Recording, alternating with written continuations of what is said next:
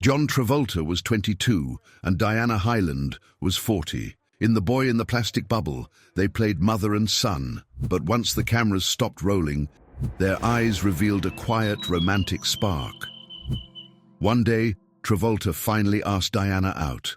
She gently refused. "My sweet boy, there are almost 20 years between us. I can't pretend it doesn't matter," she told him. But John was in love and wouldn't give up.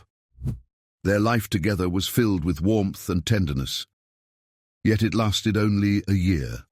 Diana was quietly battling a return of her illness, hoping to overcome it on her own. In February 1977, she was hospitalized. At that moment, Travolta was filming Saturday Night Fever. He dropped everything and rushed to her side. John stayed with her day and night, supporting her through every moment. But a month later, Diana Hyland slipped away in his arms.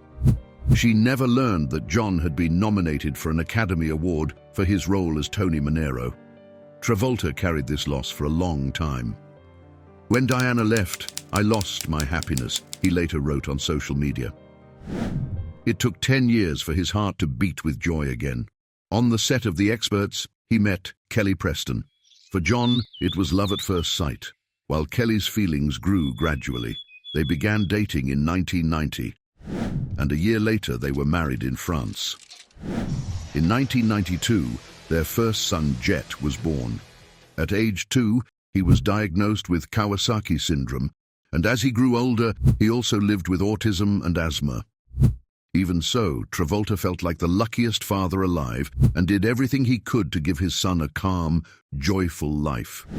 In John and Kelly welcomed 2 more children, their daughter Ella Blue in 2000 and their son Benjamin in 2010. Travolta adored Kelly. Some colleagues even joked that John was whipped, but he didn't care. He loved his wife deeply.